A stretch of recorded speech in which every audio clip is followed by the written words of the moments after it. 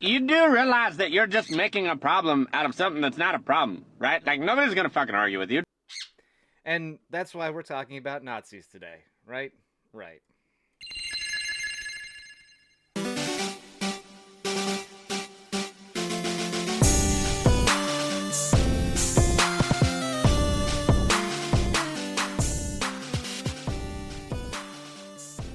This is the monthly, bi-monthly, bi-yearly, who knows how often we're going to do these things. But this is the military episode. Joined with me from the upper left-hand side, I've got Mark, Eric, and Kyle. Mark, where can people find you? Go ahead and introduce yourself, good sir. Hello, I am Mark Hammond, better known as Evil Mark. You can find me, I have a podcast, and I'm also on TikTok and Instagram. You can find more of me at evilmark.com, or you can find my show at evilmarkshow.com, or you can find us on wherever better podcast platforms or whatever better podcast platforms offer the best sports talk in all of sports talk. On Thursday is our college football show. We are wrapping up for the last time here on Thursday. We will be having our third annual Shibbies, which is our college football awards. It's always the most celebrated episode during our college football season. And then after that, we'll be going into our regular off season. We'll be covering all sports from the WNBA to professional bull riding to everything, mainly NBA though, and MLB. And then Friday, we're in the midst of our NFL coverage. So we're still covering the divisional round. We have divisional round, championship round, Super Bowl, and then post Super Bowl. So all kinds of great NFL content to come along. And then we'll cover the rest of sports talk the rest of the way. So find out more information, evilmarkshow.com, or just go to evilmark.com. And of course, I'm joined by the lovely and talented and sexily dressed in his camouflage shirt, which I forgot to wear. I'm going to go put myself off camera and go get my camouflage hat right now. But yeah, joined on Friday by Jared, and then joined on Thursday, as always, by Eric Stevens. He's I'm there. not sexually dressed. What the fuck? Yeah, you're not. Oh, okay. I'm kind of disappointed you didn't bring it today. You're kind of mailing it in with your effort there, buddy. You could have shined the head a little bit. You could have, but you didn't. You didn't. But that's okay. That's okay. No one's going to hold it against you. We can all see you, but no one's going to hold it against you. Eric, since you were so well introduced there by Mark, go ahead and tell everybody where they can find you.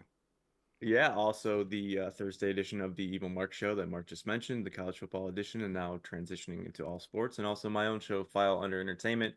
A season worth of movies, a season worth of music, and we're getting back into movies. The next episode that will probably be in the feed by the time this drops will be our movie tournament, which pitted the 73 movies that we talked about in season one, trying to determine the best of the best file under film. So, no spoilers here. You'll have to listen to it yourself, but it was kind of a surprise, I think, to everybody involved. I can concur. And Kyle, the voice of silence out there, you chime in every once in a blue moon. Tell everybody where we can find you. You can find me on No One's Listening, Jared's podcast that he's the intern, and I'm just the random guy that's there, that's in the background that you don't listen to. And LP Deathray on Twitch, where we stream community games and whatever's random at the time. Are you guys gonna get back into like a legitimate streaming schedule again, or? I don't know. At this point, I'm going to try to get back to streaming only on Tuesdays. Maybe I'll take over another day. Okay. Well, Eric and I are about to try the free to play game, The Finals, and if it's as good as he says it is, maybe that could be. Whoa, I didn't say it was good. I said it's a game that we could play. I didn't give a high endorsement. You were like, it's a game we could try, definitely. Exactly. You're like, so if it's as good as it, no, it's a free game that we can play online together. So, well, I mean, it's a trio game, and hell, dude, if I could get you you've got the computer now, and if you can get your little capture card, you could stream it as well too, and all three of us could be streaming, right? You could be on whatever platform you want to be on. Kyle could do the Twitch thing, and I got YouTube. It looks fun. It's been a fun game, but you know what's more fun, boys? Talking about the Nazis and how we as Americans created the methed up, fueled up blitzkrieg that started it all. All right. Now, I got a question. You guys all remember the 1936 Olympics that were held in Berlin? Do we remember that? Do we have any idea what that was all about? This was, of course, just as the sports talk primary talking head, let me take this. This is Jesse Owens, the victory over a victory of American sports over Nazi Germany. Where did it take place? Did it take place in Munich or Berlin? I kind of forget. Berlin. It was Berlin, yeah. It was in Berlin. So this would have been Adolf Hitler rose to power. He was there. Jesse Owens kind of showed him up. It was supposed to be like a showcase for Germany and Nazi power. And this was like right after their Reconstruction period, where they were suffering the repercussions of World War One. And this was supposed to be like a monumentous occasion because of the restrictions and stuff that were placed on them from the victors. This was kind of shocking that they would even be able to hold an Olympics. So for them, the general German people, it was a victory. But for the Nazi regime, this was more about, not only was it a victory for Germany, but it was about making a larger political point on the world stage. Yeah, and it was littered with Nazi propaganda. Like this was one giant propaganda show, essentially, is what it was. The movie that just came out, The Boys in the Boat. I don't know if you guys have any interest in watching about an 8-man rowing team that was set during the 1936 Olympics. It's actually a really cool story. It's not really one that I would seek out and watch myself, but I did end up watching it, and Mark is right. This is where a lot of black athletes basically made a mockery of the Nazis. However, I do want to throw out there, do we know who the medal leader in the 1936 Olympics were? Anybody have any idea who the medal leaders were? Gosh, that time frame, probably the Soviets, right? Okay, we got one vote for the Soviets. Kyle, do you have any idea who might have won the most medals? I want to put my vote. Yeah, I would put my vote on England, maybe. England? Eric? Good old US of A. Germany. Germany dominated in every aspect. They had 38 gold, 31 silver, 32 bronze, and 101 total medals. They basically blew everybody out of the frickin' water, to be honest with you. America was number 2 with 24 gold, 20 silver, 12 bronze, and 56 total medals. So we basically scored half of what the Nazis scored. However, it was such a blow to Germany because of the victories that we did end up having that essentially kind of caused a lot of the uproar. And I you know, we as Americans, we basically pissed off Hitler and his associates because of it. You know, there was one man, Friedrich Hauschild. He is kind of the main protagonist in the story, who was actually paying attention to what a lot of the Americans were doing and what was going on. Now, does anybody know who Mr. Friedrich Hauschild actually is? Have you heard the name before? Know much about him? No? I've never heard this name. Mr. Hauschild was a man of science. He was born December 8th, 1908 in Chemnitz, which was an independent city in the southwest of the Free State of Saxony. Basically, it was the third largest city in Germany behind Leipzig and Dresden. And in fact, in 2020, it was actually selected as Europe's capital of culture, believe it or not, which is, you know, of course, where Hauschild made Pervitin, which is meth, essentially. So I guess that's fair enough, right? That's classy. Now, Hauschild was actually the son of a German practitioner. So basically, medicine ran in his family, and he studied chemistry and medicine in a few places. Göttingen, I think that's how you pronounce it. Göttingen, Munich, and Leipzig back in 1932. Oh, I'm sure that's how you pronounce it. I don't know, dude. This is German. Eric's been to Germany. Is that proper? I don't know. I don't speak any language other than. Yeah, you were there. Tell us, man. I wasn't. Yeah, I was actually in the meth plant. I was taking samples. You're like, this one work. Let him cook. Let him cook. You guys are gonna be the cultural center of the world, baby. Yeah, but he got his he passed all his exams in 1932. He actually ended up continuing to study. He got his medical state exam back in 1934, and then he was actually awarded a doctorate for his work on the arrow poison known as tubercare. Tubercare is how you pronounce that. Basically, a bunch of Aborigines, the Guianas and the Aborigines in Brazil would lace their arrows with this muscle relaxant, so even if they didn't like stab you and they cut you with the arrow, you would just kind of go limp. Some Canadian doctors in 1942 actually ended up using it during surgical procedures to help help their patients relax, right, with most relaxants. So this guy kind of knows a bunch of his shit. He knows what to do when it comes to this stuff. Um, but Hauschild actually ended up going more into the medical field, kind of bioengineering, because in 1937 he moved to Berlin and was hired by the United Chemical Factories H, or what we all might call the Temmler Group, who actually produced and made Pervitin for the German army. Now, why is that significant? Because in 1936, that's when the Olympics were held. Now, that kind of is going to come into play here, because remember, during that time frame, America actually used a decongestant called Benzedrine, is what I have here, and that is what actually ended up having an adverse side effect because it was an amphetamine. They tested it on nurses and a couple of medical professionals where they were having fatigue, they felt drowsy. It would give them a sense of well-being and a sense of euphoria, and it would help them perform a lot better under care during test trials. And I'll put it to you this way. It became so popular that in its first performance on the drug market, it just kind of basically exploded in America. It had so many different uses out there. It was hilarious because the decongestant was backed by America. In 1933, Smith, Kline, and French was the company that made it. It was basically an over-the-counter medication that you could treat. Its treatment uses were depression, chronic fatigue, and air quote other symptoms. Just treated other symptoms. It was great because when the healthcare, like I said, the healthcare workers took it, it basically showed a lot of great things. But it became so popular that it was actually one of the first performance enhancing drugs on the market out there. Now, the Germans had actually been giving their athletes amphetamine, like actual amphetamine. And to keep their athletes going and getting better, stronger, and faster. However, when you look at a lot of things that happened during the Olympics, with Jesse Owens winning 4 gold medals in the long jump and sprint, and being of a different skin pigmentation, that obviously pissed Hitler off. The crazy finish that American John Woodruff had when he won the gold meter in the 800 race, like John Wood, did you guys ever read about that story or hear about what happened? Dude basically had to drop back because he was worried about getting so fed up in the pack, right, that he would get pushed back, kind of basically fell to the rear, and then sprinted around everybody and won in an amazing flash finish. You got Glenn Edgar Morris, who was basically just a simple farm boy from Colorado, winning a decathlon.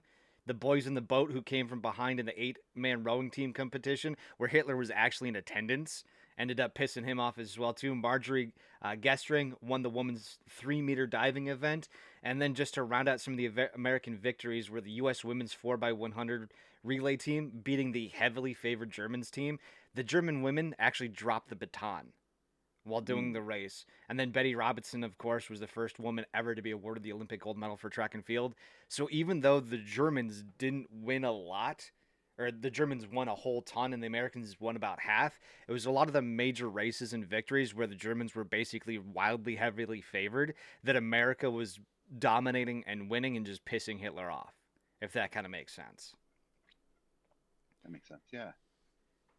Now, I mean, you could definitely see, even though Germany what was in that top spot, they were the top dog out there, this kind of like set the pace, because remember, Hauschild was paying attention. He was knowing that these American athletes were taking this decongestant and it was helping them get better.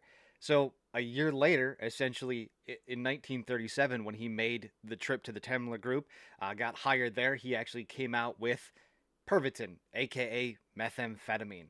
And it came out in the winter of 1937, known as Pervitin. With one heck of a campaign, Pervitin was well known in just a few short months, and the pill became wildly popular as an over-the-counter drug as well, too. Just like today, with how weed brownies and gummy brownies are out there, you could actually buy chocolate bars spiked with it as just a quick pick-me-up. And so this is kind of the catalyst where Hauschild has said, you know what? I see it. I know what's going on there. Let me make something a little bit better so that way the German people can get quicker, faster, better, stronger, right? And this is around the time where Germany was actually loosening up a lot of its restrictions on drugs, right? They used to crack down very heavily like we used to in the day, but now they were kind of opening themselves up. Like, a lot of your drugs that you would normally take that would be classified as class 2, 1, 2, or 3, Germans are now allowed to take it. They're freeing up society a little bit, relaxing and things. So this methamphetamine, this kind of cure-all drug that's going to keep you up, help you study, help you do what you need to do, is kind of getting let loose, you know? Yeah, wasn't it they like there was a point there in the early Nazi regime like where it was about healthcare, fitness, like a lot of these positive things, and then kind of got wrapped in there was like this weird anti-drug stance, but this anti-drug stance that didn't include methamphetamine. They were famously against cocaine, which cocaine had Mm-hmm. been used as kind of an over-the-counter cure-all, just like methamphetamine had been before, pre World War One. Cocaine, that's where the name Coke comes from, is the cocaine that was in Coke.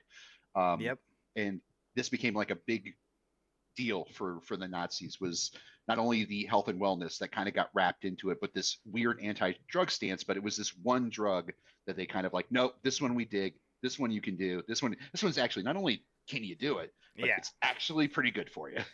Yeah, and it helps you keep it suppresses your appetite because you're constantly moving, you're constantly working, you're working more, you're better, faster, stronger, right? And there's no fatigue in it. So obviously you want your society to be better, right? I mean, Eric, would if you could work 50 hours in 2 days just because of one little pill, would you do that to get your 40-hour work week out of the week? I don't want to work at all. And it's just like knowing my job, it would just be like, oh, you got 50 hours worth of work done in 2 days. Go ahead and work another 6 days and see how much more productive you can be. Yeah, Yeah, that's the reward for hard work is more work. That's the American way. So, yeah, I think especially in that time when you're there trying to rebuild that country, like I think what's kind of missed in the whole the rise of Nazi Germany. I think me and Eric kind of talked about this one time on an episode. Maybe it was the Ask Mark Anything. I think I got way off track, but like now that we're on track and we're talking about Nazi Germany, the reason why the Nazis came to power, I mean, it's because of the Allies. We're the ones who set this up. If we wouldn't have been so draconian in our measures, then it wouldn't have led to that point. This is about after World War One, you're talking yeah, about yeah, at after the end World of War One. 1918, because the Nazis were Mhm. formed in 1920 as a direct result, kind of from the end of World War One. So, Yeah, and this is kind of what in this country, even the Allied countries never learn their lesson. We've done this over and over and over again. Every time we've gone someplace to liberate people, fight for freedom, or do the right thing, we do a great job at winning it. Well, some Vietnam, I would say we didn't do a good job of winning, but we win, and then we leave a mess and we never clean it up because there's no money in cleaning it up. There's money in going to war. That's why you always see every couple of years, especially nowadays, especially in our current time frame now, everything is always a ramp up to war. Everything's like the most serious thing ever, and it's always this fight to get boots on the ground. And when you start looking at who supports wars, it's always across the board. It's never like a Republican or a Democrat thing. It's a war hawk thing. It's people like to make money, and people like to go to war because it's profitable for weapons companies. And this World War II is kind of the perfect kind of one, because not only do you have these manufacturers, but then you also have like Ford. Ford massively profited off it, and Ford got to play both sides of the fence because initially Ford was for Nazism in Germany for the rise of Hitler, almost until the end. I mean, they were unabashed Nazis. They loved the idea of all those people taking methamphetamine, going to work, working their asses off, barely being able to afford anything. And then once the war got kicked off, they got to play the other side of the fence and turn all their buildings out to create all these machines of war. It was the perfect kind of situation. And then the Nazis there, you see the ramp up of pharmaceutical companies. So these are always the two industries that always lead to death and destruction for the normal everyday person. If you're a normal person, weapons companies don't care if you die because they want to build more shit, and pharmaceutical companies don't care if you die because they're into making money. When your whole purpose is making money, when you can profitize medicine and you can profitize war, then you have lots of war. Just like when you can profitize prison, you're going to find a lot of fucking people to put in prison. These are the kind of industries that create what do they call that, like diseases of suffering, societal diseases of suffering when they're unchecked. Well, to Mark's point, the Temler Group is the seventh largest production in the European Union right now. They're the seventh largest pharmaceutical company with like seven or eight basically manufacturing stations all over. So they definitely They started small back in like 1919. I was going to do a whole little exposition on them and how their rise to power was, because I knew Mark was going to have something about that. But like, that's essentially what happened. Is as soon as Pervitin became a thing, and Dr. Housechild essentially made the drug, they became this powerhouse. I mean, like, look at Ukraine, right? A lot of American manufacturing companies with all the military gun, the new guns, the SCAR, and a lot of the equipment that we've been wanting to test. We have a test ground for it, right? Everyone is back in Ukraine right now because the Russians are, well, they're fucked, and we get to test all of this equipment and go, oh wow, yeah, no, we would actually smoke everybody with these. Look at how good they're doing, right? So this, like, Mark is 100% right. If you can deal in death and destruction, war is the perfect place for it. Well, I think that the term that you guys are looking for is the nice acronym, the also the alliterative political profitable pestilence. Mm. The PPP, baby. Yeah, everything that Triple can be conscripted into a war effort. Even like I've got a picture because I'm in a like the can industry, so I have a picture from 1942, I believe, that was in like Time magazine. That was like a full page ad for Continental Can talking about the war effort, and the caricatures of the different military guys on there, singing a song like we're in the service now with gun and tool and plow, and we'll never get rich from serving our hitch, but we're sure of getting our chow. So it's just like basically praising the canned good industry for being a part of the war effort and making sure that troops get to eat. So it's like anything that could be conscripted to a profitable war machine is going to get bought and sold for sure. Well, there's a gentleman that actually comes into play now, who is part of the giant war machine by the name of Dr. Otto Rank. He was actually the head of Research Institute of Defense Sociology. What that title means and what that was, I can just assume it's R&D for to keep your troops healthy and to keep them psychologically sane. He basically took a big liking to Pervitin and actually had aspirations that the drug would be greatly successful on the battlefield. He essentially creating that super soldier that we always wanted to have, right? We always want to have the latest and greatest so our guys can keep going, never stop, and be the most effective on the battlefield. He saw this as the drug to do that. He wanted to make the German soldier fight faster, stronger, harder, and longer than any opponent that they might face. And in true R&D fashion, he actually gave Pervitin to some officers, which I think was a mistake because he should have given it to a bunch of grunts to see what they could have done, right? As a trial run. And Dr. Otto Rank had a belief that Pervitin would be, and this is a direct quote from his diary, an excellent substance for rousing a weary squad. He goes on to say, we may grasp what far-reaching military significance it would have if we managed to remove the natural tiredness of using medical methods. AKA, wake up, bitches, here's a pet pill that's going to keep you going longer and harder than Viagra, and it's supposed to last for more than 4 hours because fuck Mother Nature and fuck what the human body needs. Well, we saw this happen in the U.S. military. We Yellow Jackets, which were basically a kind of low grade Amphetamine. methamphetamine and, Yeah. amphetamine, yeah, true amphetamine, where guys would have it would be access on the base. I remember guys would have tubs of it, tubs and tubs of it, because they're guys are trying to play games all night on their free time, but then also come back and got to go to work. Everyone's got 12-hour shifts. Mm-hmm. Like you can't just work 12 hours for 6 days a week. It just doesn't. It's abusive. And you get people in a certain cycle where they can't make decisions, where they can't know what's right or wrong, or where they they're just going like, all right, well, we got to do this. We're just trying to get through the day. When we're just trying to get through the day, that's when we're like, yeah, okay, this is an atrocity, but like let's just get to the next one. We're just trying to get over this hump. And this is a pretty common tactic amongst not just officers but leadership in general over soldiers. And a lot of times what we're talking about here is in America, it's kind of different because nowadays they're self they join themselves. But like Mm-hmm. Ukraine, Russia, no, this isn't a case of like guys picking up guns to fight. That's the outlier. What it's usually is it's people who are forced into conscription. So basically we have a scenario where people are forced to fight on both sides who have no interest in fighting whatsoever. And the people who are the most protected in society, just like we've seen in America, just like we've seen all throughout history, dating all the way back to the Babylonians, the ones who have money, the merchants, the ones who have come from status, don't have to send their children off to fight and die. The poor people do. And then if they're manipulated to kind of turn away at their morals at every single moment. It's not a, it's a case of human sacrifice is what it is. So whenever you see somebody who's like, yeah, we ought to do this, we ought to do that, but they're not saying I ought to do that.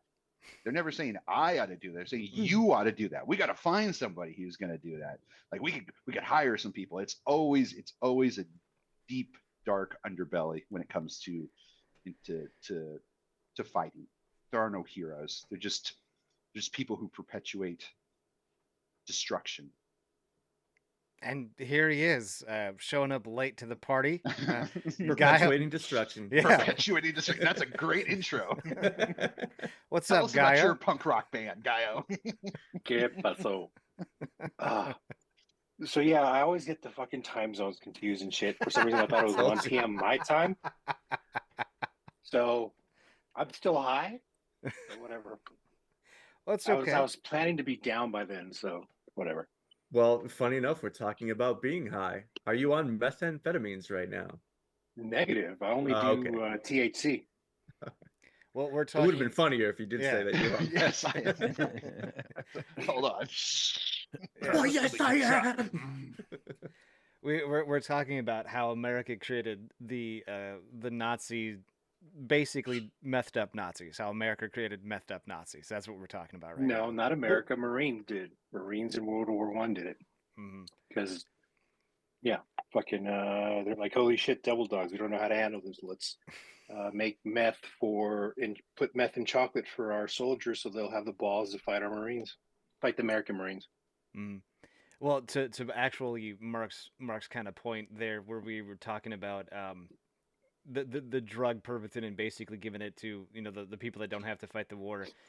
Dr. Otto Rank, the guy who basically was the head of R&D, he essentially took it himself. He was actually a big daily user of the drug Pervitin, with excerpts from his diary like, quote, "With Pervitin, you can go working for 36 to 50 hours without feeling any noticeable fatigue, being with basically being that standard, taking a turn of the overtime finish to make up for lost time."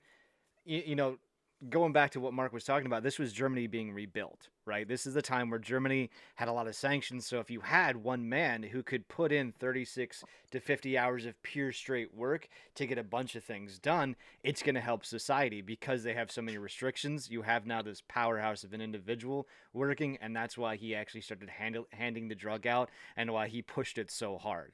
So, I mean, yes, Hauschild was the perpetuation. He saw what the Americans were doing with Benzedrine in the Olympics back in 1936.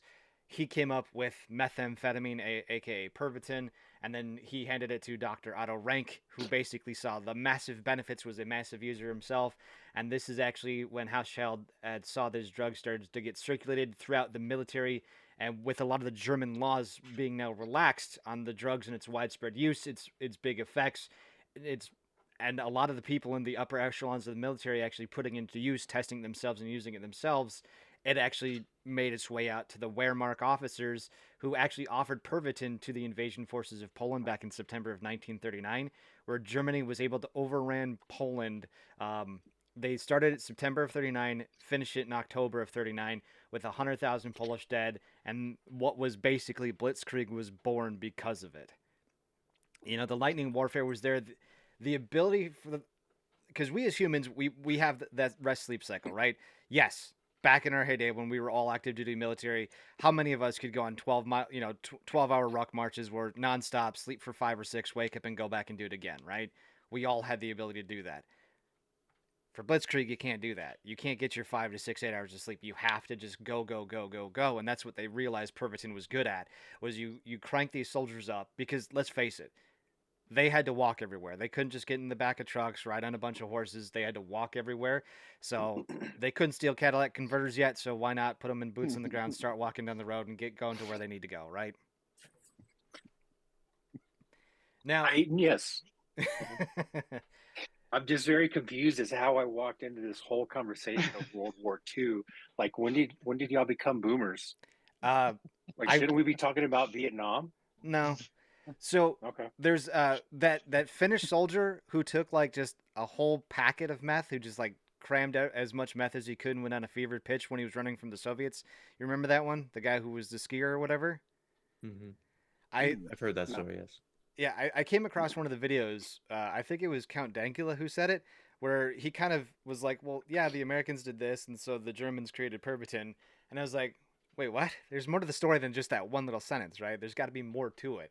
And I wanted to I wanted to figure out what the outlier was in the story behind how Americans basically perpetuated the beginning of what methamphetamine was for the Germans, and I wrote a story about it, and I wanted to tell somebody, and said, "Fuck it, you guys are doing the military episode, so I'm gonna subject you to my fevered pitch, right?" Jared, but Okay. this is like the epitome of a clickbait headline Oh, because you're fuck yeah. talking about like the Americans came up with the like, but it was really like the whole time you're talking about it was a German scientist that actually created the methamphetamines for use with the German army, right? So it's like Americans didn't create the Nazi, like you just Ipso saying. facto, all right. He was at the Olympics. He saw what the decongestant was doing for the Americans and how the most important of the races and the most important parts of the Olympics, where Germany was supposed to be the god king emperor out there, right? And then all of a sudden Hitler's getting upstaged.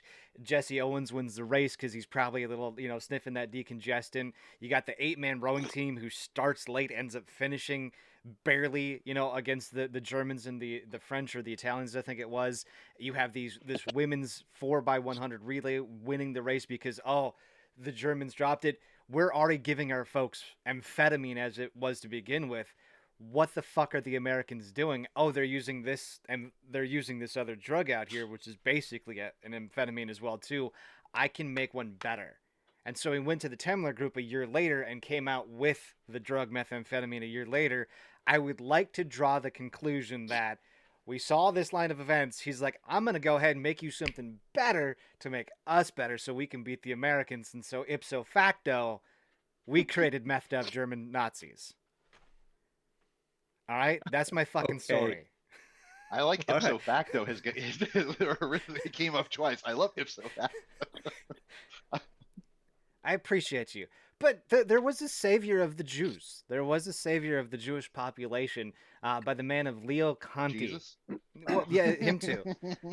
But Leo Conti actually sounded the alarm in the late 39, early 40s. He was the Reich Health Führer. But as the title infers, he was given about as much credence as Maggie de Block, who was also the Minister of Health back in 2014. If you don't know who she is, I would highly encourage you to give her a quick little Google right now, and you'll know exactly who I'm talking about. Because she was shuffled out of office in 2020 and didn't really do a whole lot over there. But he did sound the alarm on all the side effects and the risks that the drug had and all the negatives that might come with it. But however, sometimes when you're trying to wave at Stevie Wonder and you got to ask yourself, can he really see me? That's kind of how the Germans saw it. Nobody was listening, pun intended there. And they just continued up with their methed up lives. Like, he was like, boys, we got to not do this. Like, it's probably not a good thing that we just keep our guys, going 24 hours a day, 7 days a week. Like, we can't do that.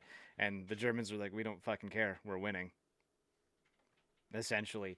And with most modern militaries doing the marching, the walking, your blitzkrieg, with blitzkrieg being the new standard of warfare, you can't really have an entire battalion to stop and get your 8 hours of sleep. You need to keep moving. You need to keep marching. You need to continue on with the war because, I mean, let's face it, that World War II rules and laws were just mere suggestions. Because, I mean, if the Germans are saying that the trench gun that the Americans used was a war crime, do you really think that they're going to care much about taking a bunch of meth and blitzkrieging? So, Well, at the time they're already gassing the Jews and everything like that.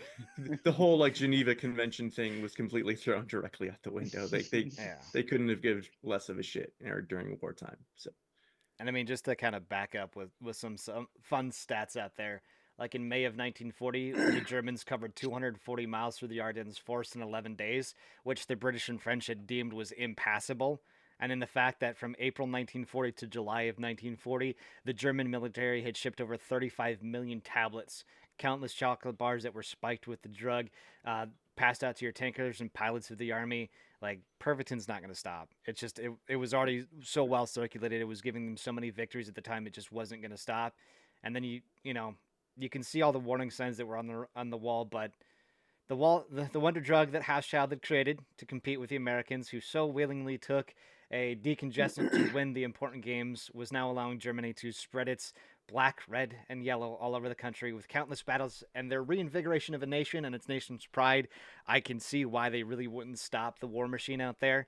And, in conclusion, because of the Americans back in 1936 taking a decongestant to upstage Hitler and win a lot of the important games, Dr. Housechild created a methed up nation of Germans, which became World War II. And that is the story of how we as America created methed up Nazis. I love I love the hoop jumping. It's sort of like It's not hoop jumping. It's a fair assessment. a Neanderthal created a wheel for propulsion, and so now we have rocket ships. It's like it all started from there. What do you know? It's a lot.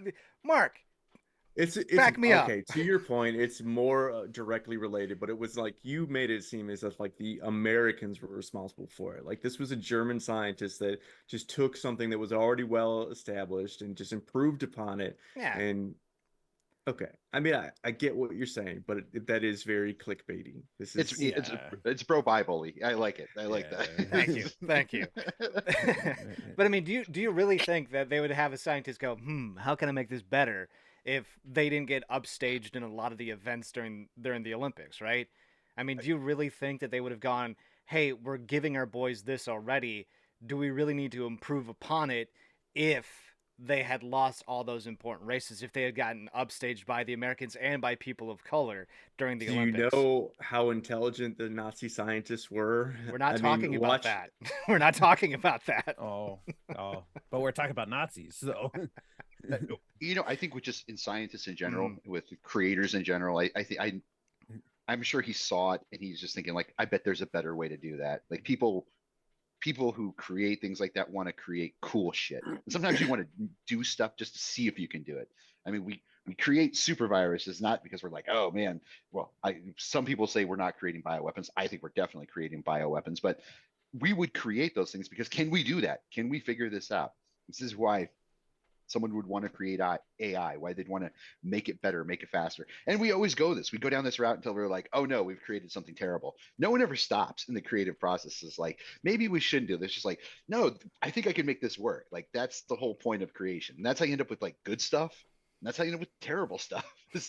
I think scientists in general, I don't think are evil. I just think that they're if they're given money by certain people, again, they have certain patrons that have their own agenda, but they're just trying to do cool stuff. They're just trying to create stuff that doesn't exist before, make something better. And how it can get co-opted and taken out of their hands and weaponized to ways they don't like. That's like the history of science. And the military. Yeah. When those two are put together. That's the history of it. If you want to find more, there's a Time article called How Methamphetamine Became the Key Part of Nazi Military. It was an article written back in 2020. That's where I got a good chunk of the information from, as well as Healthline is basically got a little excerpt about Benzedrine. It's not really that big, but it's just kind of hilarious to read about. And then I used the Wikipedia page for Fritz Kurt Housechild for a little bit of his early background information on and stuff there. So I did actually those read titles this somewhere. didn't say that America created it. What? Again, we're assuming a timeline, and my timeline is correct because I'm the storyteller. And this is my story. We're also assuming the scientist was at the Olympics. Oh yeah, he was. Yeah, he was actually at the Olympics. He had noted that's where the German chemist Friedrich Hauschild had been aware of the American amphetamine Benzedrine ever since the drug has been used as a doping product in the Olympic Games in Berlin in 1936. The following year, he managed to synthesize methamphetamine, a close cousin of amphetamine, while working for the Temmler Group, a Berlin-based pharmaceutical company. And then it just kind of goes into a little bit of extra information, and then it basically tells the story of what I did. I just put the Jared spin on it. So he was at the Olympics and he was there. Yeah, I think the twisting of that headline would be better if like Big Pharma created Nazis. That would be the that would be a very big. So again, clickbaity Jared Andrew. fails. No, I think I like America created it, but I think the idea that Big Pharma created it would be a little bit more spicier because then you go, okay, well, what else has Big Pharma done? Then all you gotta do is just go sniff around them. You can see all the women and children that they've murdered for money and the corners they've cut and the lies they've told, and the fake diseases that they say they've cured, they did not cure at all. So As long as we don't talk about Ruby Ridge, Mark, I'm fine. go look up polio, how it's more related to environmental factors than it ever was related to a vaccine. It What wasn't. other what other talking points do you have, Jared? No, that was it. That was That was all you Wow. prepared for us? Well, I mean, like, Hold on. So I came in late for that. Yeah, you All came- that was- Oh, I didn't miss much. Thank God. It would have been the same thing over and over again. wow, Gallo, maybe you just For show the up on past time. 20 minutes, you said the same thing. Like, okay, cool. We get your point. And you kept reiterating it. Okay, America caused the Nazis. Okay. I the gave you some fun Olympics. stats, like 35 million tablets and chocolate bars were handed out to the army. I'm not gonna lie. If they're like, "Hey, tanker, here's a chocolate bar in the middle of your wartime," I would have loved it. Are you kidding me? Who here has done meth, by the way? Anyone willing to cop? See, I don't like anything that gets me like revved up. I like to go down. Yeah, only do THC. Yeah, but I've known some people who were like getting to some heavy duty ones. Like when I was in Colorado, when I was in prison, like see a lot of guys who were former meth addicts in there, and they would be looking for you because you could get Ritalin in there. So they would do the Ritalin, crush it up, hot rail it. Sometimes they'd like dilute it down, turn it into a what's that called? Where you clean your like a suppository. Ah, So you Oh, can- like yeah. an enema? Is Yeah, what like you- an enema. okay. Yeah, yeah, Okay. exactly. Yeah. dude. They were Gross. that addicted to it. Like it was getting that rush was that much. And the coffee wouldn't do it. Like once they're in there, especially the first couple months, like for real hardcore meth addicts are just, it's hard for them to shake it. That's ridiculous. Like that. I don't. Like how many guys died because they just overdosed on the front lines? You know, how many people just died because they couldn't get it or they were doing whatever they could to get it, and then it just stopped their heart. Like that just fucking. It's Well, there's insane. something to be said for the natural adrenaline as well. Like you were talking about that. You mentioned just in passing that like that Finnish like sniper, I think that evaded the Nazis for like days on end. That took more than like what the doctor said. So, well, I don't know. Like obviously I'm gonna get the stats wrong, but it was some outrageous number that they Yeah. said like this is like 4 times the lethal dose or whatever. And he's just like, well, I was literally running for my life or skiing away up for my life. So I Yeah, kind of just did what I had to do to stay active. he basically they were ambushed by the Soviets, and they were skiing along, and they were getting really tired because they had like a very small breakfast or something like that, and he reached into his pocket to get Pervitin, but because he was wearing those big mitts because they were in the forest of Norway, so I don't know, one of the northern fucking countries. It's always snowy and nasty. He was entrusted with the entire supply of Pervitin for his entire little fire squad or whatever, and he was like, fuck it, because it had turned into just a big ball of nothing. Took it, and then he just went on a crankfield rush where they took the ammo out of his gun. He burned down. Again, this is a story coming from him during his high, where he was basically high for 2 weeks and on the run, where he burned down a house. He got blown up like twice. And then also too, I think he lost like something like half his body weight because of all the meth that he had ingested, and all he had was a bird that he caught in a minefield, as well as like some pine cones. This is why, like, if you're in a group with other guys, no matter what the drug, you should never put one guy in charge of all the drugs. Yeah. He will always take more than he's supposed to, or he'll steal it. This is like another axiom. I'm not sure if everyone knows this. Like, you never give a hooker money to go buy drugs. She won't come back. I don't know If you why. give her money to Do you go know this score from drugs, experience? Yeah. it's just an old saying. Oh, an old saying. Yeah, it's an old That you saying. told yourself after it happened to you 7 times. Is that what happened? It's the third You time I've never- been burned, man. You never give the hooker money to go buy drugs. So she's not coming back. Just it's a well-known saying in Phoenix. Yeah. Never have I ever. Never have I ever. Aren't you from Phoenix, Mark? I'm not originally from Phoenix. I've lived in Phoenix though. A very nice town. Don't have to shovel Especially for the hookers. you don't have to shovel sunshine. Actually, I think it was Stanhope, I think is who I heard that from originally. Actually. Doug Stanhope. Yep. Oh. But I think it was related to the Phoenix post roll that is Van Buren Avenue, which isn't Van Buren anymore. It's 27th Avenue. But back then, Van Buren was the Doug Stanhope place to be if you were into that kind of shenanigans and chicanery. What kind of shenanigans and chicanery are we talking about, Mark? Hookers and drugs, Jared. Hookers, Follow along, buddy. drugs, yeah. A lot of the trannies would be down there. Gosh, between like 27th Avenue all the way to like 32nd Street. So I mean, there was like a whole entire avenue they went through downtown. Again, That was very pretty specific. Who do you think sucks dick Mark's better? like, show me a trannies or map. gay men? Mark is show like, you let me exactly. show you. Don't go here. I was This handed is this why pamphlet hookers once. steal your drugs.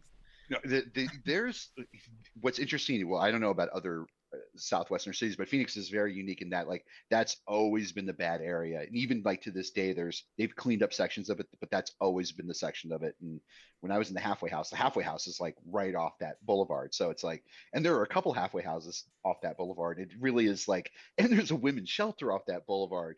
It's a really So put the halfway house there seems like definite entrapment.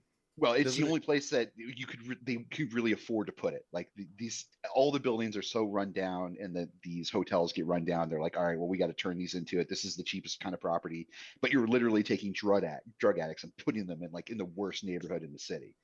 Even the rehab centers are down there, which is even more bizarre because they can literally just walk out your front door and you go down a block and you can find a trap house. There's a women's rehab center here in Reno that's right next door to a dispensary. It's the same way here in Point. There's a woman's house that's like on one of the worst parts of a town, right? It's government funded at its best, man. You know, they got to put them where they can put them and afford it and keep it cheap, right? That's the government way. What's the lowest? Who's the lowest bidder, and how can we keep it the cheapest so we can save money? That's why military grade is like the funniest joke of all time. And they're like, a truck is military grade. I'm like, you're like, really? I don't That want truck must be that. a piece of shit. Exactly. Nope. Overpriced and Lowest shit. bidder. Yeah, lowest bidder. Yeah, Jared, what is your point on military grade? Fuck military grade, dude. We got the worst of the worst too. Like, yeah, our M4s were brand new, but it was still brand new, made by the lowest bidder. Just because we were Air Force didn't mean that we got the shiny good shit. We got the shiny shit.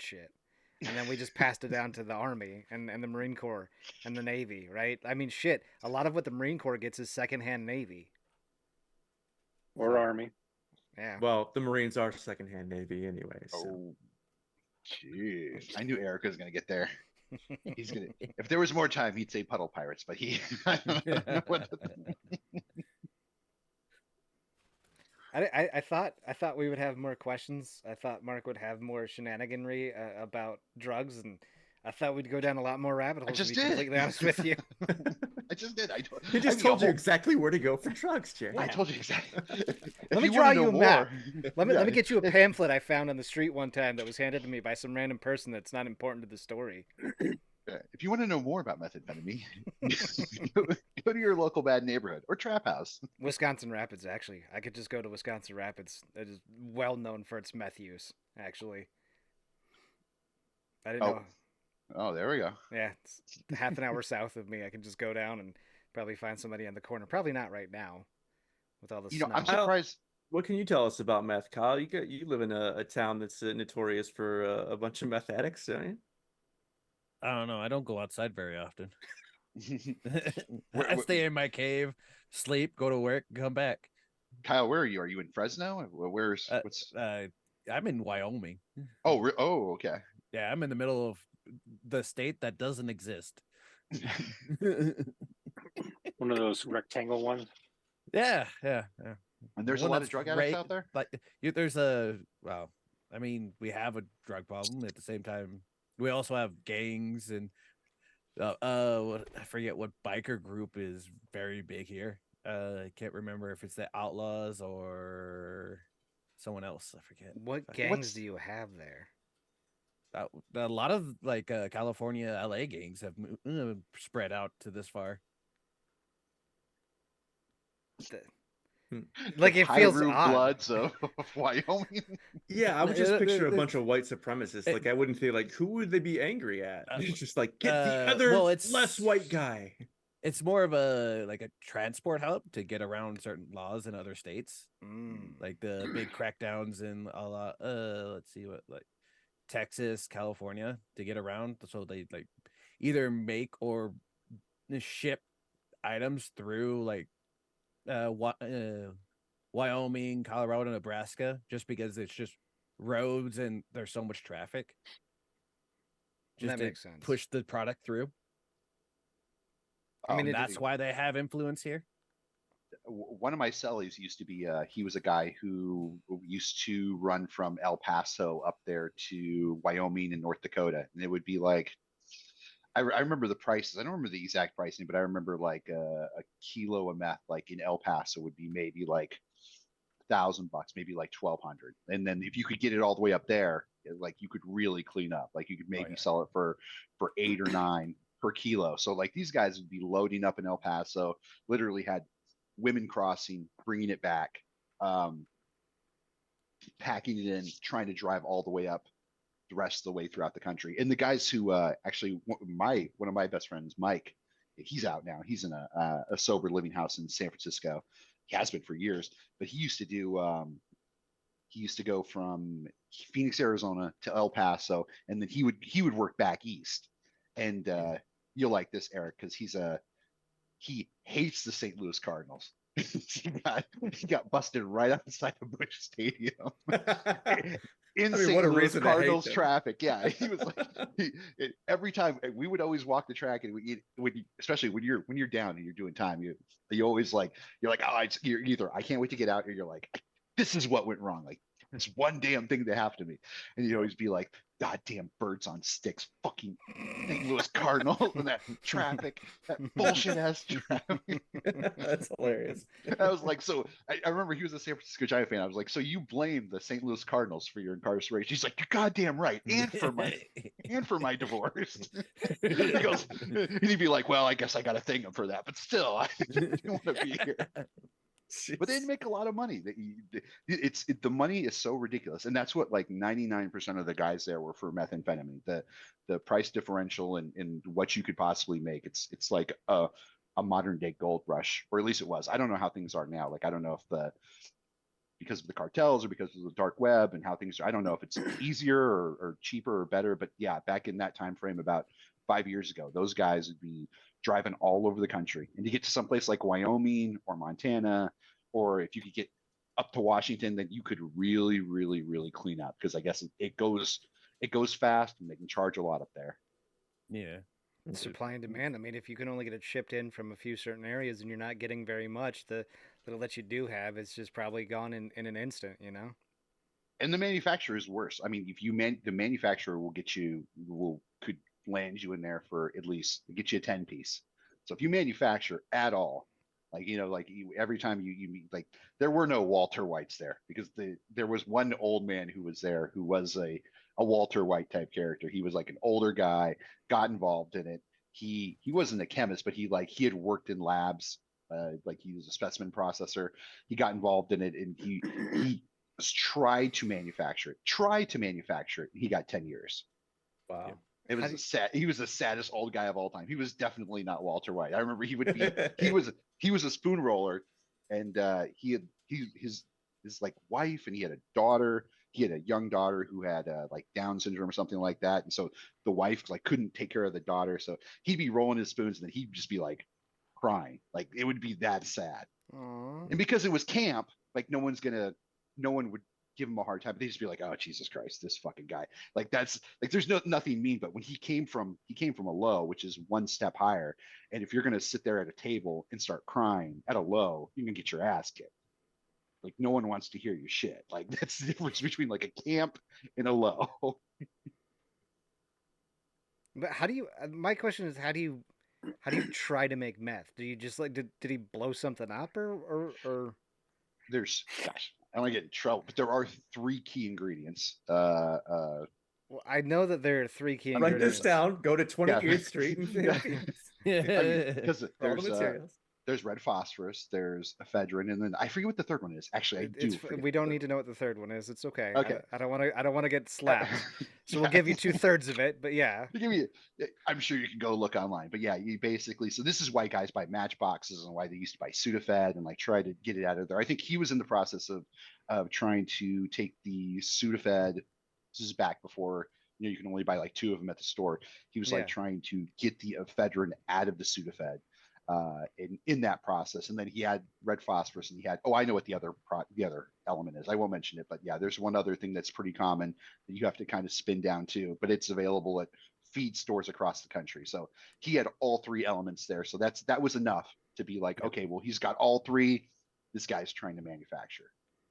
So just like how I spun the story earlier, the feds put together all the key ingredients and said this guy's trying to make it.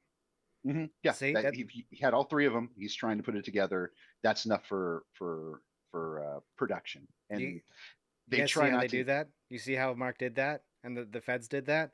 Yeah, it can be done with my story too. All right, put all the puzzle pieces together. That's not the MDMA is the worst one right now. MDMA is the worst one. That was the one that would buy you the most time. That will get you at least 12 just to start. What To have it or be smuggling it. For some reason that one is so hot right now. what does MDMA do? Oh, Is it an it's great. upper? Oh, it's It's great. so great, dude.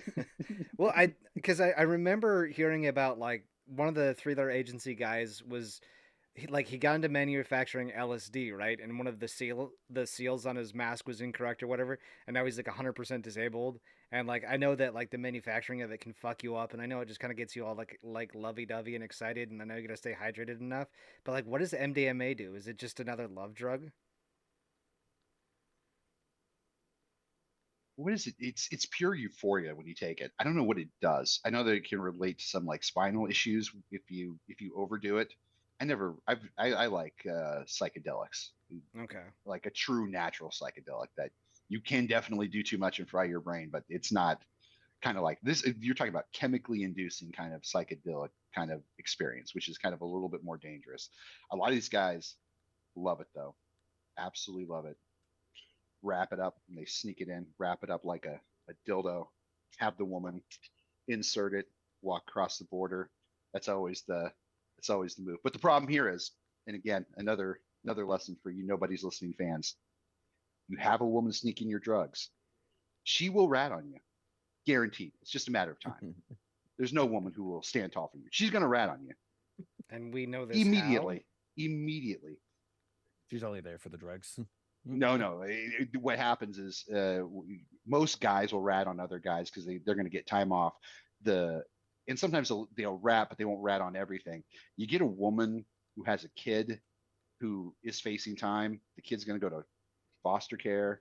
That's all any federal officer needs to say. And they're going to say everything that ever happened. They're going to mention you. They're going to mention the brother. They're going to mention the husband. They're going to talk about whoever they need. They'll make up shit to get out of it. That This one is guy why with you the see bird.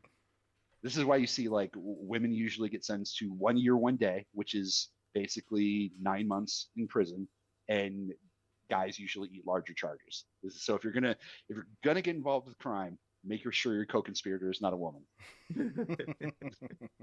Positive misogyny.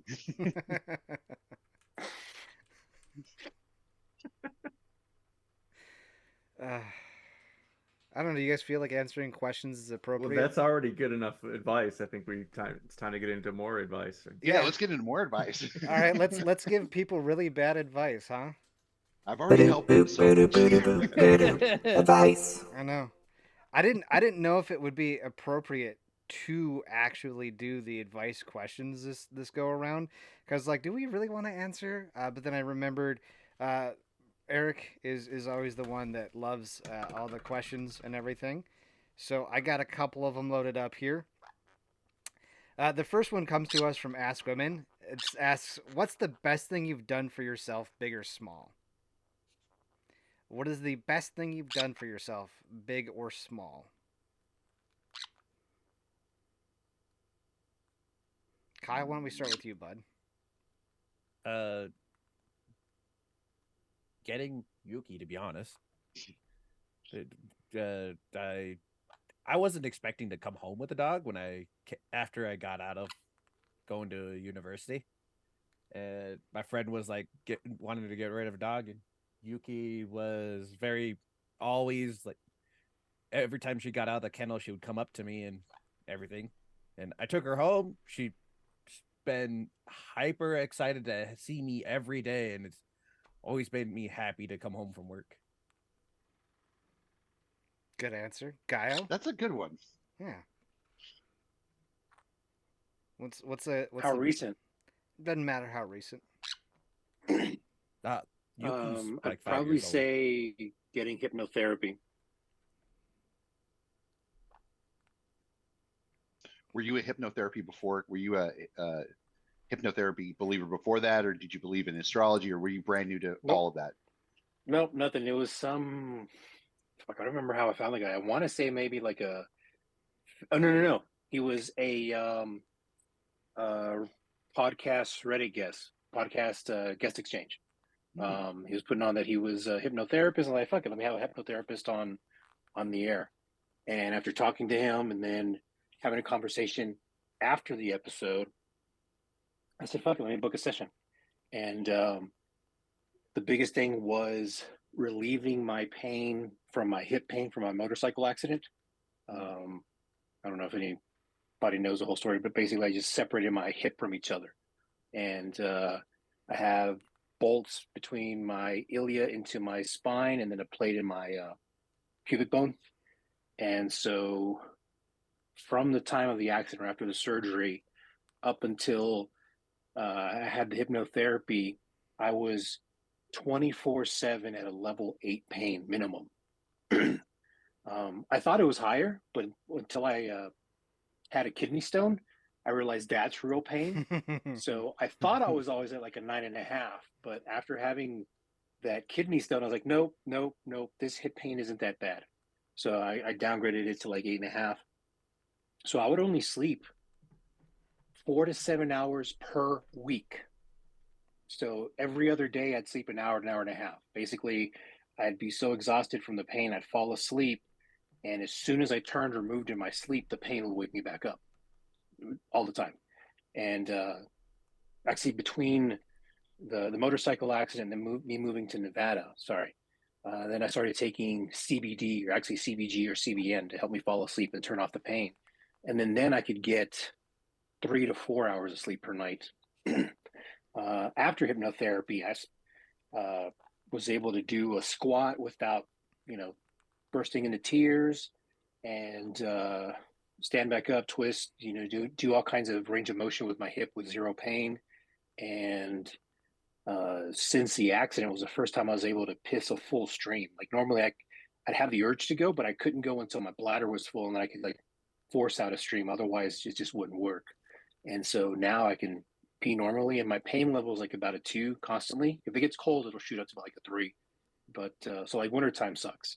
But the rest of the year, I'm 1 or 2 level of pain, and now I'm getting 4 to 7-ish hours of sleep per night without any drugs or without anything.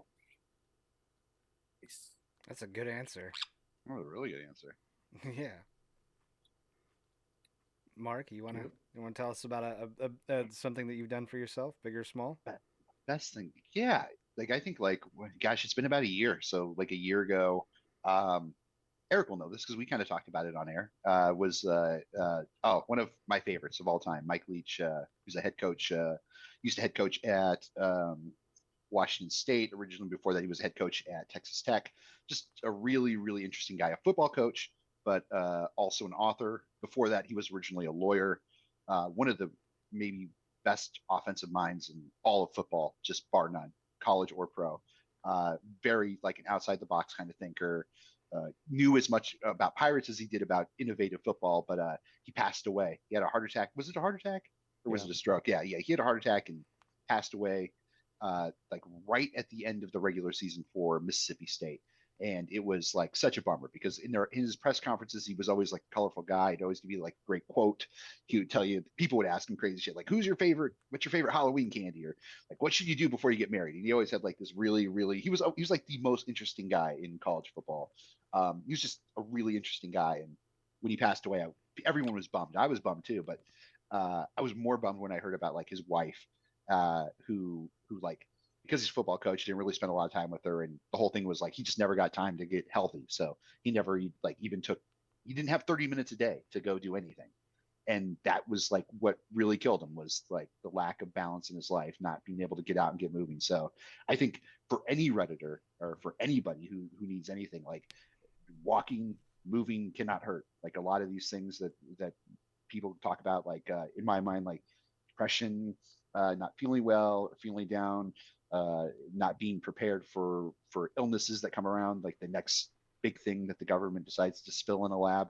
Like a lot of this is based on being healthy and being active and taking vitamins and things like that. And if you're not doing the baseline of those things, it'll never work. Like it's got to be self-care is probably, I think to Gallo's point too, like no matter what it is, if you're in healthy shape, you like taking care of yourself is the most important thing. I don't think, I think that's number one before you can go do anything, before you can go create great art or you go, be a great gamer or be a great whatever. Like if you're not taking care of yourself, like you'll never get there. Like you can't, you have to take care of the base, and the base is you, because you can't. I think I'll relate this one story that like I think it was, gosh, and I really don't like to quote him because this guy's a real scumbag, but Warren Buffett talked about like, well, if you were a young man and you could have, you're randomly going to get a bad car for the rest of your life, or you get one car, you can pick out exactly what it is. You can get your dream car at 16, but you got to maintain it for the rest of your life. You got to keep up on it because that's the only car you're going to get, and that's your body. You only get one.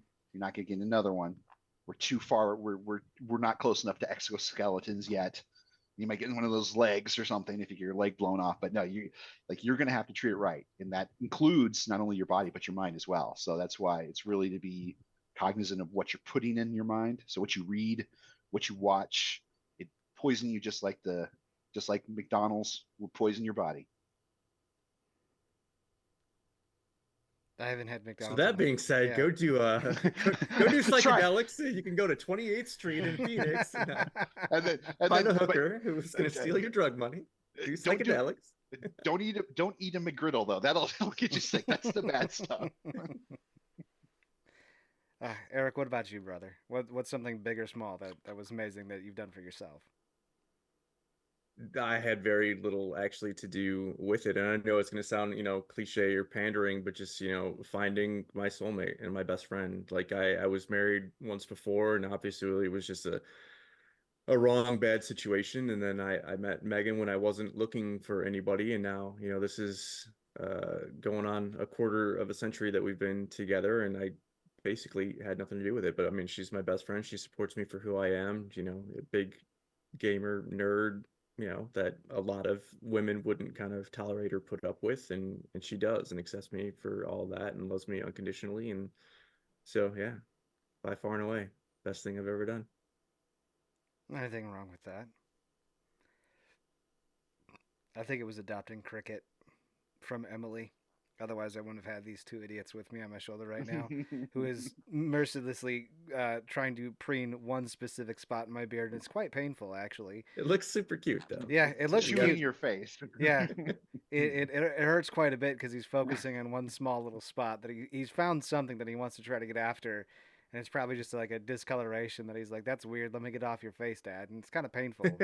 But like these idiots, Helios and Blue, like when I adopted Harley after Cricket and Emily left, like I got Blue because Harley was an old man. Harley passed away because of the seizures, and like Blue and Helios have been a staple in my life for like the last 8. This is year number 9 I've been with him, I think, and like they've just been through it all, right? All the shitty girlfriends they've had, all the the highs and lows of work as well too. Now, like during the day, this has become more of a staple than anything over the last like year and a half, where they just chill on my shoulder while I make phone calls.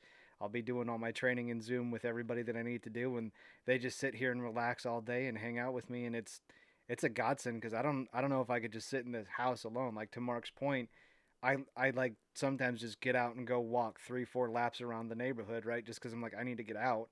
I want to get out, and I don't have really much to do. But these guys keep me sane. They keep me excited, and I hang out with them. I mess around with them a little bit throughout the day, and it gives me something to do. So these two were the best damn thing that's ever happened to me. Sentimental shit. I think we all can agree, pets over kids, obviously, right? Yes. Yeah. Yes. I do have a question though. Uh, who are some celebrities you have a one-sided beef with? This comes from Ask Women again. Who are some celebrities that you just have a one-sided beef with? Gallo, I don't know. Why don't we start with you? Dave Grohl for Kyle. Come Dave on Grohl, out. he wants to. He No, wants no, to no, no, no, no. Oh troll yeah, him. that He wants to troll the shit out of him. it wasn't. No, it wasn't. It's not anything against Dave Grohl. I give zero fucks about anybody. It's simply because Dave Grohl, the troll, rhymes. A, B, because the punchline is him laughing maniacally superimposed over Kurt Cobain's uh, crime scene photo. So all it is just to play along with the gag. Like I got no problems with anybody. So I'm just that dedicated to the idea. But that's it. Okay. Mark, do you have a one-sided beef with anybody? Yeah, Pat McAfee. Yeah, We went over that on our show. Yeah, Yeah, you did. yeah. I don't like how he did Aaron Rodgers. I still don't like. And then I heard his response on TikTok yesterday too, and I thought it was pretty shitty. It's like, oh, Aaron Rodgers has got to have a year off. It's like, well, you said he was going to be there all the way until the Super Bowl, but now he's not. Like, I don't like that kind of things where he used Aaron Rodgers to get all this attention, and then he dumped Aaron Rodgers the moment it became too much of a problem for him. And then not only dumped him, but that's okay. But if he's gonna, he should have owned it. He should have just been like, yeah, this is causing me too many headaches, so I'm not gonna have Aaron Rodgers on. But the fact that like, oh, he knows it was ESPN that pushed the Rodgers thing. Everyone knows that he let ESPN take control of his show, and that's who's making the decisions there. That's not even in dispute.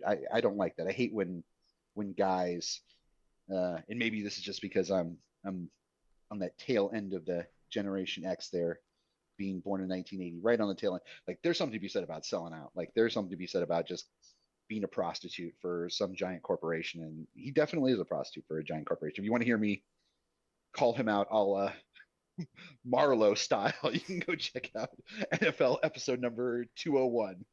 You did let 202, loose on him, right? 202, yeah, I'm sorry, 202. Yeah. Yeah, I had no retort for that. That was one where you went on for about like 3 to 5 minutes or something. It was just like, all right, I'm gonna Mark have this one because I have no retort. I've been like Pat McAfee for a while now too, so I feel Yeah, I you. was really disappointed by that. Yeah. I don't think there's any other celebrities I have a problem with.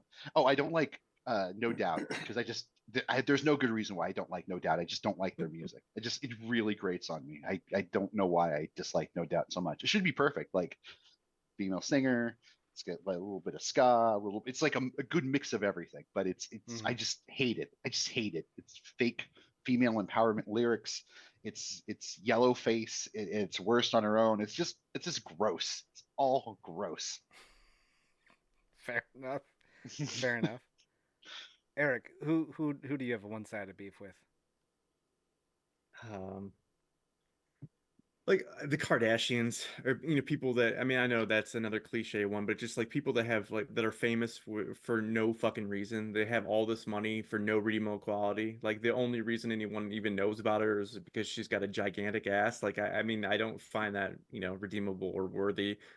Because her dad was like a lawyer in the OJ trial. That's the only reason that the family has any kind of bullshit. I hate that, being famous for no reason. But when you initially asked the question, one guy that I know that I brought it up on my show and also I think your show previously, Emil Hirsch, like the actor,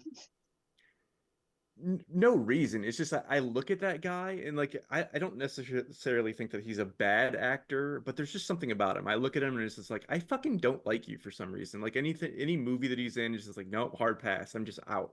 And for no reason. Like he's done obviously nothing to me personally. And again, it's not like I think that he's a bad actor. It's just I look at him and it's just like you have a very punchable face and I don't like you for reasons that I can't even comprehend or understand.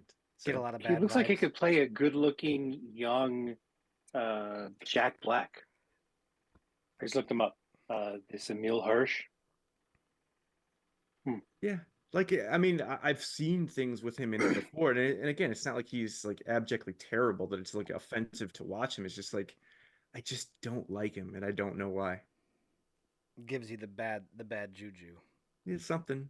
I hope it comes out later. I hope it's all justified, you know, like in 5 years, or maybe it'll be like he was the #1 guy on Epstein's flight logs, you know, Yeah, like a picture of him just surrounded by children, you know, yeah, like yeah. So just like, bad. aha, I knew it was justified for a reason.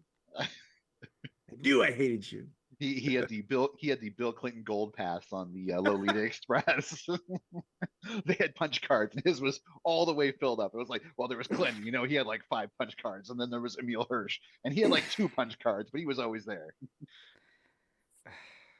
Kyle, who do you have beef with, man? To be honest, celebrity wise, I don't have a one sided beef with. I mean, there are some actors I probably won't ever want to watch some movies with them in, but at the same time, I'm not going to go out of my way just to say I hate that person. I mean, I know a few people in my life. If I could construct if this person died, I think the world would be better. I would, but Okay, yeah. Give me somebody if Yeah. they tragically had their heart stop beating. Who would it be?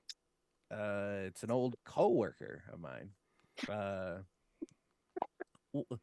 I'll give you the story. So I was staying with my mom at her place, and then the landlord told me that you can't have more than 2 dogs. And she already had a dog, and I had just got Yuki. So I asked him if I could keep Yuki at his place while I'm waiting to get into another place. Uh, the next day, we take lunch. He goes home. He opens the door. Yuki bolts. Uh, I don't know about this until my lunch ends, and he comes back to work and tells me, "Yeah, your stupid dog almost bit me and bolted." Motherfucker, tell me so I can solve this problem. And he's like, "If your dog attacks me again, I'll shoot it." I'm like, "Oh well, guess what, bud? You attack my dog, I'll put you 6 feet under." And then I went and left work. I told my boss and left for work and found Yuki like no more than 30 minutes later and took her back to my mom's place. I've never understood the whole pet thing. Like just people wanting to shoot a dog or just you know being that mean or aggressive to an animal. Like if a dog doesn't like you, there's something wrong with you. Yeah. If a dog doesn't like you, there's something wrong with you. That's solid advice. I hate Lars Ulrich. I hate that man with a passion.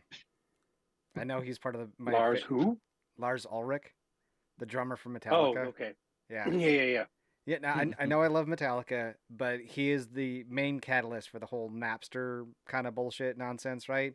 Like you say you're in it for the music, you say that you're in it for, the love of the game, and then to pull that bullshit, you're not in it for the love of the music, you're not in it for the love of the game. You're just a money grubbing whore. You just happen to make very good music that I enjoy a lot, but I just have lost all respect for you. I do like how a lot of the rest of the band kind of like did the what we're supposed to do with air quotes, right, to back him up because they're his bandmate. But if Lars never did that, I don't think Metallica would have had any fucking problem whatsoever with the Napster, LimeWire bullshit.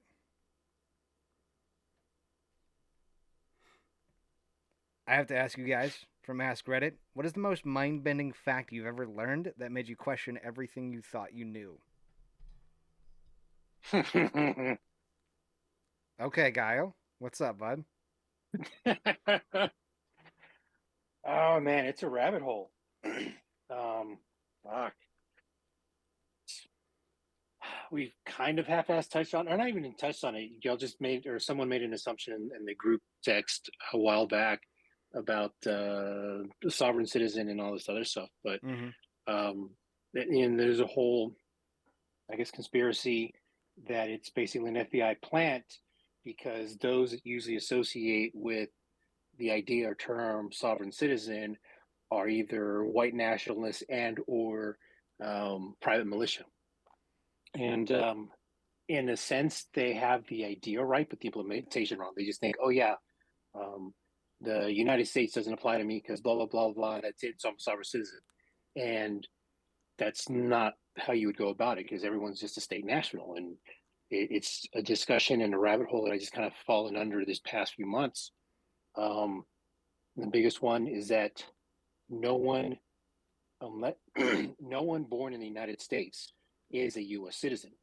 Everyone assumes they are because, oh, it's the United States and I'm a citizen, blah, blah, blah. But you are a state national. Whatever state you were born in, your birth certificate says you were born in this city and this state, not in this city and this state of the United States. And just the whole rabbit hole of other things are behind there of even trying to get the United States, basically Department of Homeland Security, under or immigration, INS, Immigration Naturalization Services, which is under DHS. You can't get them to prove that you are a U.S. citizen. If you request any documentation proving that, there is no such thing as a U.S. citizen. It's legal fiction, tying in also that the United States is both a corporation and a republic.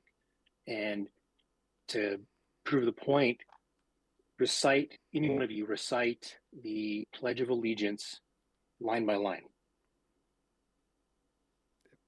The Pledge of Allegiance. I pledge allegiance to the flag of the United States of America,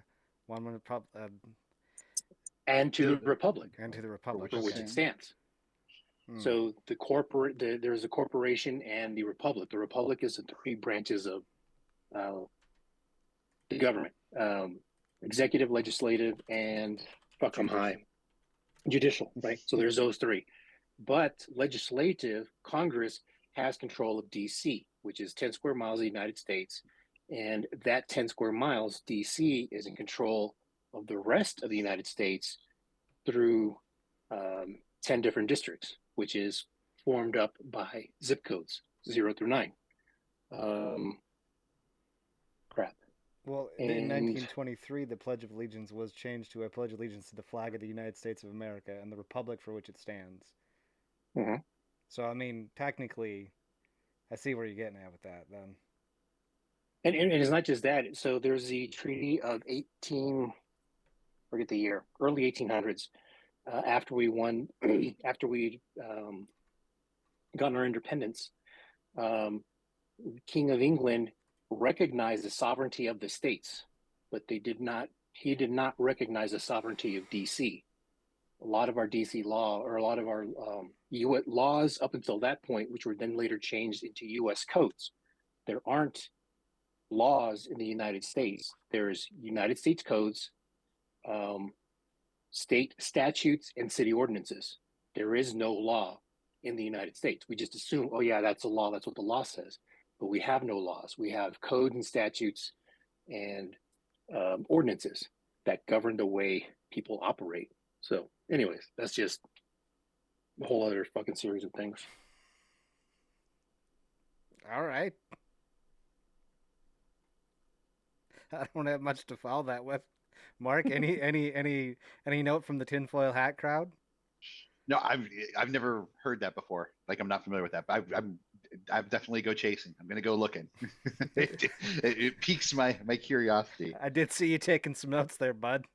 No, I was writing down what I was writing down my kind of answer. Your question was, what was the question again? What's the most mind-bending fact you've ever learned that made you question everything you knew?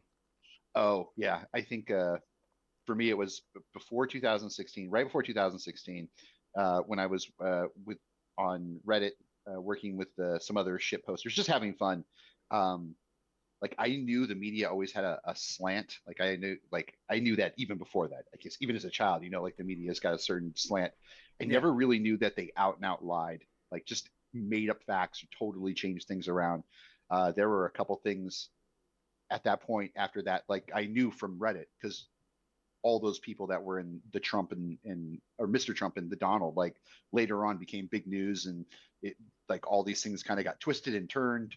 and they were just out and out lies. Like the idea that Guccifer was a group of Russian hack. Guccifer was a 22-year-old Swedish MDMA junkie. It was not a group of Russian hackers. I've met Guccifer, and the fact that there was a big thing about Moon Man, about the infamous, notorious Moon Man. Like he was this white power guy. He was an Asian kid. He was like a 5'8" Asian kid, barely weighed like 120 pounds. And the fact that the media just not only just like got distorted information, they just out and out lied. Like they lied and they got with it. And then once you know something, I think we always just joke like, oh yeah, of course the media lies. But like when you know the fact and you know everyone's lying about it, you're like, okay, if they will lie about something as ridiculous as who a Swedish kid is, and they'll say, oh, he's a group of Russian hackers, then you can't trust them for anything. Then everything you hear from any media source has to be taken with a grain of salt. Just like, yeah, once you know there's a lie and you know that no one's correcting it at all, then you question everything you hear. I feel Mark, on that note, around how old were you when you realized or learned like Kennedy and like in the 50s or 60s where they lied about spying on Russia, and then that kind of just was a catalyst for the countercultural movement back then? How old were you when you learned that? Oh, probably, yeah, in my mid-20s, yeah. I was never Yeah. really into all I was so into sports that like I couldn't have any time for. I was so, especially in that era, I was definitely, well, in that era, the mid-20s, I was so into comedy I could care less about anything that was going on. Like if they were like the government's poisonous, I'd have been like, that's cool, like it doesn't matter to me. Like help me write this punchline. I don't care about that. But no, yeah, it wasn't until later I got into that, and I was like, even then, like I knew they were lying, like I knew that, but you don't really know it till like, because I don't know the facts. Like I didn't know it. Like I've read and I can read other people's opinions about it, but like I knew Guccifer. And I know for a fact he wasn't but 20 fucking hackers. I know that's a lie. And it was in its fact, it's in the real censure here is like they're lying when they don't even have to lie. There was so much sordid stuff on Trump. You don't needed to make up that, but they made it up anyway. So why? Why? Well, but if you watch a movie like Wag the Dog, which is all about intelligence and the spin and how the government relates to media, you if you really stop to think about it, you're talking about, okay, it's one Swedish kid that it was able to do all this damage. Of course, they're going to make it into the government and is going to fabricate the stuff to kind of feed it to the media that it's this whole team of Russian like hackers because like, okay, well, who's been the enemy since the Cold War? It's the Russians. Well, of course, it has to be this team of hackers, right? Because we can't just admit that one guy was able to, do all this to make the government look bad. Of course, they're gonna, spin it that way. So, does the media lie? Yes, absolutely. Does the government have a lot to do with what the media feeds? So that maybe in certain cases the media doesn't even know that they're lying. They're just presenting the information that they've been given. Yeah, I think that's the case too. See, I think they know. That's kind of weird about that. I think they do know. And the other thing is like you like anyone could have easily found that out. Like anyone could have went on there and they could have said, "Guy did an AMA. He did an AMA." There's there's literally dozens and dozens of people who met him. Julian Assange met him. They were all in the same call together. It's so silly that would be when they know it's a fiction and they push it anyway. When anyone who could just take one step and look for it, it's fiction. That's a problem. We know that no one will take one step and look. They'll just be like, "Yep, I heard that. That matches with Well, that matches with my team. That's what my team likes. So that's what happened." I'm just playing devil's advocate here, Mark. I know that we make a joke about like a running joke, but Alex Jones, you've been in a call with Alex Jones. You technically met the guy. Look at some of the shit that he says. Okay, yeah, some of it has a grain of truth, but some of the stuff is just outright whole cloth bullshit that he makes up to just kind of spin. You know that to be a fact, but it's like there's also the kind of the stuff that it's like that he says that you like or that you agree with or that does have a grain of truth. So like, but if the story was Alex Jones doesn't exist, Alex Jones is really just like a small Cambodian child. Yeah, it's bullshit. He's a regular nut job. He's not. There's nothing. It always gets kind of twisted out of proportion, and that's why nobody believes anything anymore. because they've sold their integrity so many times that now even if something serious happens, we're like, no, people got to do this. Like we have to take this seriously. How can you take anything you hear seriously from any government official or anybody in the news media when you know they lie? They lie constantly, and then even you can kind of justify your mind being like, well, maybe they're lying because that's what they were told, but like their job is to look into that, and they don't look into it, and they know they're lying, and they get caught lying, and then they still stick with the lie. That's why like mind blowing. That's why like Philip DeFranco, he's on YouTube. He does the news. He'll actually amend stories that he talked about if it was like a big enough change, right? If there's enough disinformation or the information was not correct right off the rip, he'll actually go back and amend it, or he'll do it in the next show. Be like, hey, I know we talked about this story. This was actually the truth, so I just want to amend that immediately to his audience instead of what a lot of articles will do is they'll put out an article, tell you about a story, and then who goes back and rereads the article after it's been amended after new information has come out, right? They don't put out a new article. They just go, oh, editor's note, this was changed, right? And how many people really go back and reread an article? So Nobody. yeah, nobody. Eric, what about you? What's something that's blown your freaking mind? Today, I learned that America created the Nazis through methamphetamines. It just blew my mind. Good answer. We're not going to look into that one at all. No, I don't have a great answer. I mean, both of what Gallo and Mark were talking about, just incredibly interesting. And I think that this could be a whole series of episodes that we do on stuff like this. Yeah, I don't have just one specific thing, so I'll defer to Kyle. Oh, I mean, it still relates to Guile and Mark's comments of like certain information you've got to go look out for rather than just what's handed to you in front of you. And I've learned a lot of things from like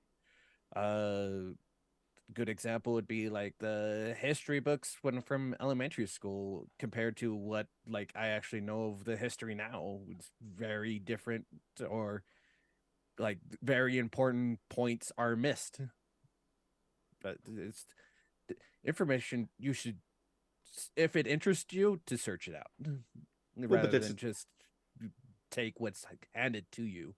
Do your own research. But who it. do you go to? Like, how do you where do you go? What research do you do? Because all the like what Mark was saying, all the media outlets, they all have a partisan bent, CNN or NPR is going to be, very left leaning, whereas Fox News obviously very right leaning. So like all these media outlets, I don't think there's any leaning there. They're over there. Oh yeah, they're just. Well, yeah. I was trying to be kind. I was trying to be kind. So who's like a non-partisan kind of thing? Because it's like, okay, if you want more information, where's a lot of a place like majorly on the internet that a lot of us go to for research, like the broad strokes kind of thing. You're not going into the nitty-gritty. Well, it's Wikipedia, right? Like if you want just the basic information, but that's editable by anybody, so anyone can go on there and put any kind of spin. So where do you go to get like solid grounded information? Because Kyle was just mentioning it, like even textbooks, like history is written by the victors, right? That's an old cliche kind of saying. So like we were going to put the information in our American textbooks to teach our American children, to indoctrinate them into a certain belief, to say like, okay, well, white people settled and we treated the Indians with respect, and the Native Americans were treated very kindly. We didn't give them smallpox blankets. We didn't have the Trail of Tears. We didn't have a thing called slavery. That's what that's what the right is trying to do right now. Erase all of the history of like, that we had slaves, that we owned people as property. We did a lot of really fucked up shit in over the course of our history that we definitely spin to make it look so we're not the bad guys. Because did we beat Hitler? Did we beat a greater evil that would have made things a lot worse? Hell yeah, America, had a real big hand in that. So we get to pat ourselves on the back because we got to stop the Nazis. It's like, well, that doesn't erase all the shit that we did before, though. See, I think the only thing you can do, because there is no trusted source, I think it's just to go out and find as much information on both sides, and then just try to discern what sounds right and what sounds like bullshit. Like The Indian one is a perfect one because there's this whole narrative that that we helped them and we weren't mean to them, but there's also this whole narrative that like these were people of the earth. People were terrorized each other. They're constantly at war. This whole entire world is based on somebody else showing up and saying, "Hey, you know what? That shit's mine." This is all why we get to enjoy America. Everything you love about it, anything that you enjoy, privilege in America, was bought at the business end of a gun. So to pretend like that we don't just take what we want, none of us would be here if that wasn't the case. And so to paint them as like some global peacenik spiritualist is a lie too. Like, so you have to we kinda, didn't introduce war to them. They were already like warring tribes. they not only were they warring tribes, if anything, as someone who loves Western culture, I would point out the fact that it was way more brutal than anything that the Americans ever brought to them. These people were not peaceniks, but you'll see a lot of people on the other side trying to prove that point, which is definitely not true. Brutal rapes, brutal savagery to each other, a never-ending war. So that's why, like, I don't think there's ever going to be one true source for anything. I think you got to like pick and go through each side, and you kind of have to use your own bullshit detector and be like, yeah, this person's definitely trying to sell it like this. This person's trying to sell it. It's like, unfortunately, if only there was like a real source, you're like trying to get the truth, out of two upset car salesmen. Like, they're both bullshit artists, and you'll never really find out what's going on. You'll always get like a version of it, and you kind of got to like temper it out of your own thoughts. Yeah, anyone trying to tell you a story is always got an angle. But I do think there are objective truths, but I don't know when you're talking about a larger thing like slavery or like an institution or like these huge things that happen. There's just so many points of view. It's kind of hard to really get a beat on it. You have to kind of like tour all of it. Do all the research. Yeah, sift through all the information you can gather. Or go with what you like. That's what most Americans do. Yeah. Go with what you like. Well, Mark, the one you like. if people like you enough to listen to you more, where again can they find you, brother? You can find me at evilmarkshow.com. That'll take you to my podcast. We do a sports talk show both on Thursday and Friday. Thursday is all college football, and we are wrapping up. So we'll be getting into all topics. NFL is still going on. So please check us out on Fridays. And then you can also find me on Instagram and TikTok at Ask Evil Mark, or you can just go to evilmark.com and it will take you to the place, get you directed to the right links, and you can find me, or just Google Evil Mark. You'll find me, and you'll see me paired with either Jared on Friday or Eric on Thursday. And speaking of Eric, where if people like you enough, where can they do their own research to find more about you? Yeah, the aforementioned Evil Mark show on Thursdays, the Superior College Football and soon to be all sports edition, and then my own show, File Under Entertainment, available on all platforms, movies, music, all kinds of fun stuff, featuring every single person that's been on this call. And even Kyle for the first time once, because I forced the hand as the producer. Kyle, where can people find you? On Nobody's Listening, a podcast where Jared's the intern and I'm the background noise. And Let's Play Deathray, where I stream on Tuesdays. Nice. Gallo, I know you've taken a step back from a lot of things, but I know you put out a lot of great work on the YouTubes and such. So if people want to find your work, or if people want to listen to your podcast that you had before, where can people find you? Sucias.xyz, SUCIAS. That has links to all my stuff, past, nothing present, other than you can text me or message me on Instagram or Reddit and see all the crazy diarrhea and vomit that I spew on Reddit mostly. So until I get canceled. To take a page out of your playbook, Gallo, I love you. You're worth it. Until next time, that Spanish word that I still don't know, besas.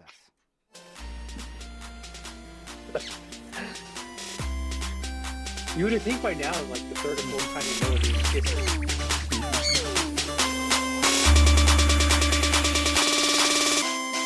it, I promise you I'm not stupid, I'm just panicking.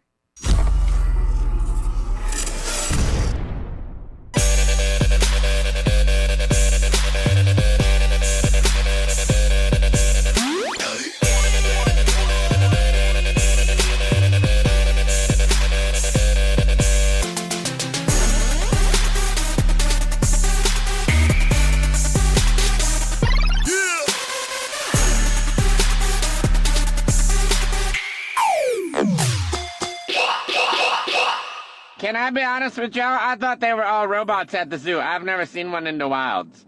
So as far as I was concerned, they don't actually exist, but apparently they do. So that blows my mind.